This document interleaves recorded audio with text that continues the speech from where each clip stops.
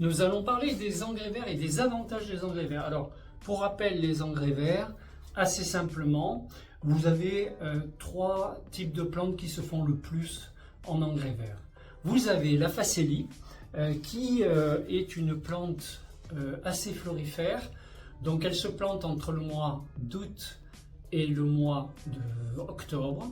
Vous nettoyez votre espace. Dès que vous avez arraché vos tomates, par exemple, eh bien, vous pouvez planter la facélie et elle va pousser durant toute la période hivernale pour fleurir sur le printemps. Une fois qu'elle fleurit, eh bien, vous la laissez pas grainer et vous la coupez à ras. Donc pas grainer, ça veut bien dire qu'il ne monte pas en graines.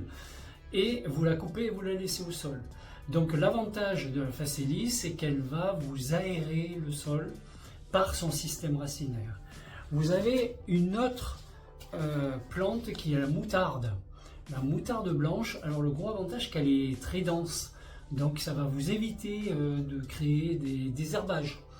Et elle aussi va vous permettre de maintenir et de décompacter vos sols. Très intéressante, vous ne la laissez pas grainer non plus, vous la coupez et vous la mettez au sol au mois d'avril, mai, ça dépend de la région dans laquelle vous êtes. Et puis pour finir, vous avez le trèfle blanc. Alors lui, il a un autre avantage, c'est que vous allez le semer maintenant, il va capter la totalité durant la période hivernale, quand il va pousser, il va capter l'azote de l'air, et puis il va le récupérer et le mettre dans des nodules qu'il va avoir au niveau de son système racinaire. Donc ce qui veut dire que lorsque vous allez le couper, surtout on ne le laisse pas grainer non plus, c'est pareil, c'est très envahissant. Vous le coupez, vous le laissez au sol et là vous laissez bien le système racinaire en place. Et derrière, eh bien, on va planter par exemple des tomates. Donc les tomates ont besoin de beaucoup d'azote durant leur croissance. Et on va surtout pas mettre par exemple des haricots, parce que les haricots sont des légumineuses aussi. Et les légumineuses ont cette capacité de capter l'azote. Donc surtout, on ne remet pas ça dessus, ça ne sert à rien. Donc voilà des choses assez simples à conseiller. Le paquet comme ça, ça correspond à 10 mètres carrés. On prend à l'intérieur, on détache, vous avez du mulch à l'intérieur.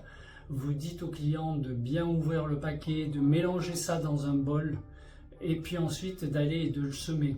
Il faut bien faire le mélange et puis ne pas attendre vraiment la fin de la floraison pour le faucher. Il faut toujours le préciser.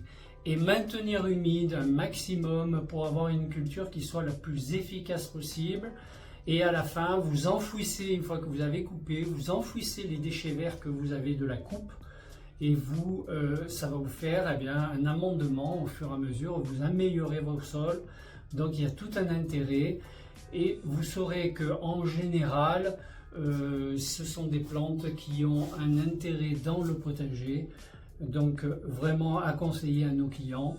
Et par l'occasion aussi, vous pouvez leur conseiller, mais ça sera pour le printemps, de mettre de la bourrache dans un coin très envahissant, mais ça attire énormément les bourdons, ça attire énormément les plantes. Donc c'est aussi une plante à ne pas oublier. Ce n'est pas un engrais vert, mais il a un intérêt écologique au niveau du potager et du jardin. Voilà, j'espère que ces conseils vous sont utiles.